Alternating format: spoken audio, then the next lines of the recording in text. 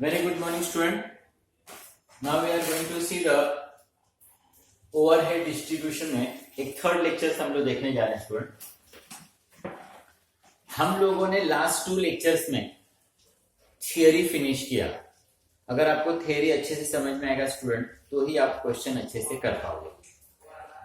अब वो थियरी के अंदर मैंने स्टूडेंट आपको बताया कि आप किसी भी मैन्युफैक्चरिंग डिपार्टमेंट के पास जाते हो या मैन्युफैक्चरिंग प्लेसेस पे जाते हो तो आप देखते हो कि expenses major divided in 3 parts, एक मटेरियल, लेबर एंड एक्सपेंसेस।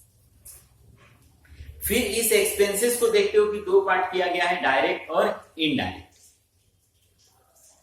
मैंने आपको लास्ट लेक्चर्स में एक क्लियर कर दिया है कि जो हमको ओवरहेड डिस्ट्रीब्यूशन पढ़ना है वो डायरेक्ट एक्सपेंसेस के लिए नहीं पढ़ना है। डायरेक्ट एक्सपेंसेस तो आपको वो लोग दिया रहता है, ऑलरेडी दिया रहेगा।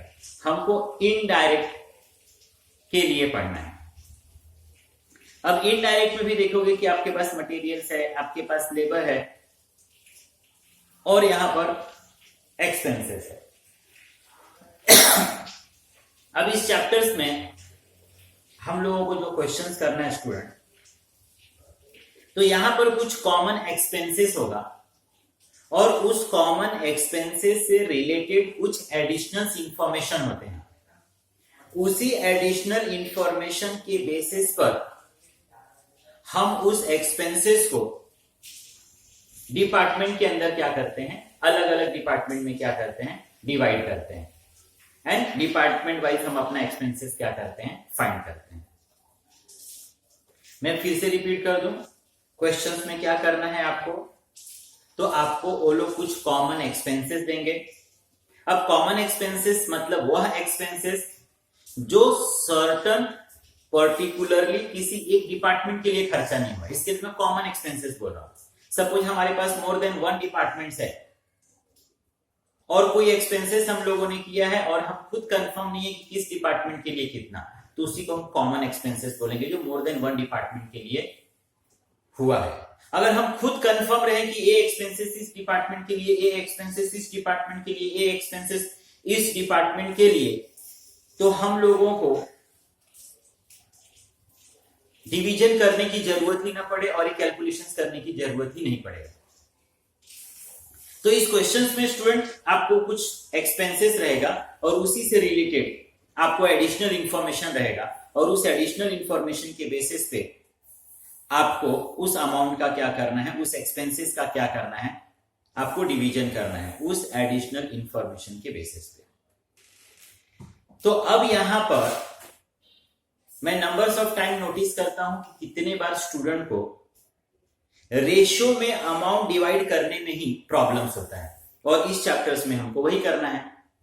तो मैं पहले क्वेश्चन स्टार्ट होने से पहले एक बार आपको ये समझाने की कोशिश करता हूं कि कोई XYZ अमाउंट है तो उसको आप रेशियो में किस तरीके से डिवाइड करोगे। 99% यही है कि आप सारे लोग फैमिलियर हो, लेकिन अगर 1% भी कोई स्टूडेंट फैमिलियर नहीं होगा तो पहला इस वीडियो को अच्छे से देखना and then you start the question, नहीं तो फिर वहां पर आपको हमेशा कंफ्यूजन होता रहेगा। अब स्टूडेंट जैसे एक एग्जांपल, हमारे पास A, B, C, D इस तरीके से 4 लोग हैं। उसमें A का है 20 रेशो, B का है 30, इसका है 25 और इसका है 25।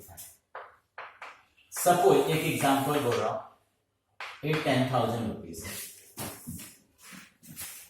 अब इस 10,000 रुपीज का हम लोगों को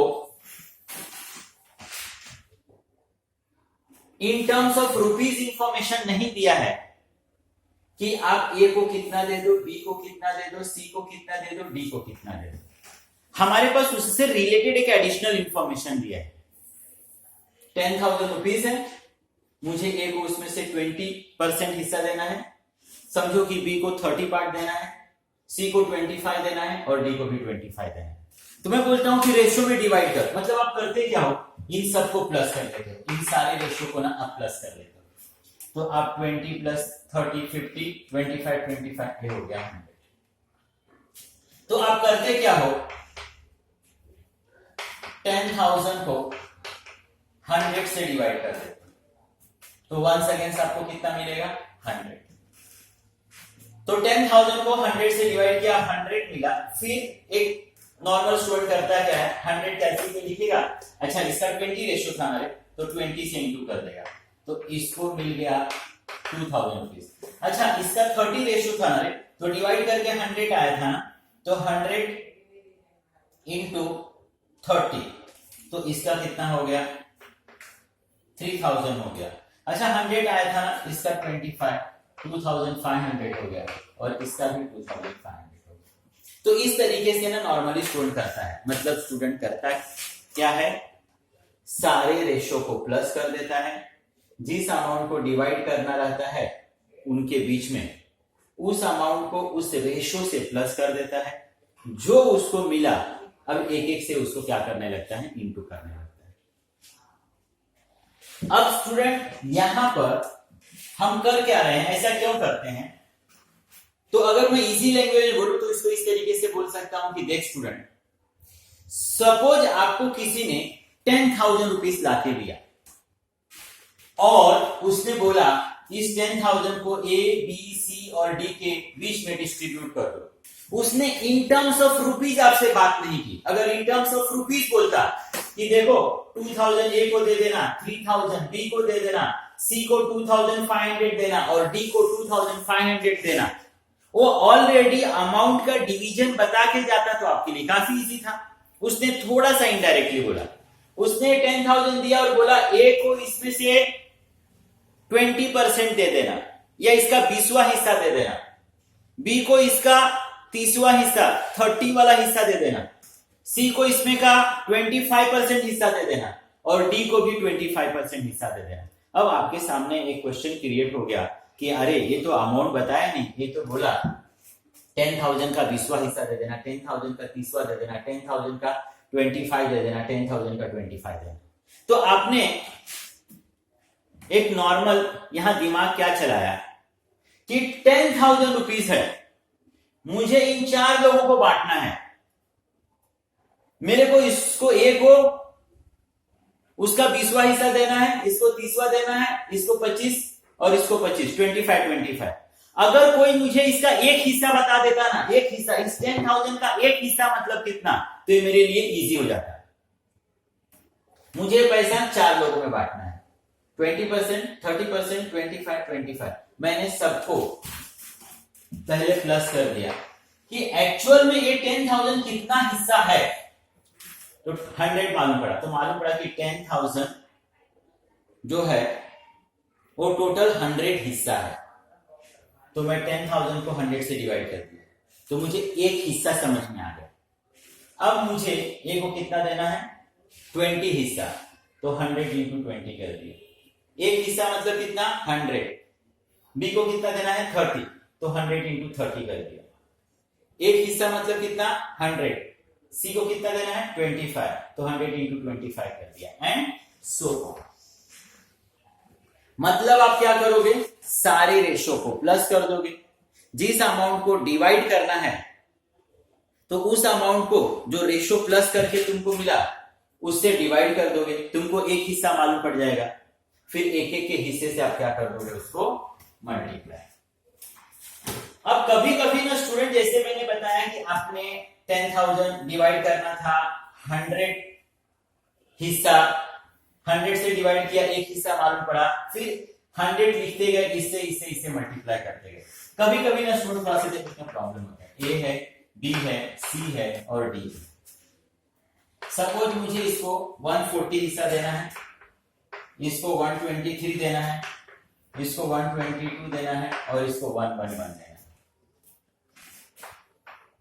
मुझे देना कितना है 10,000।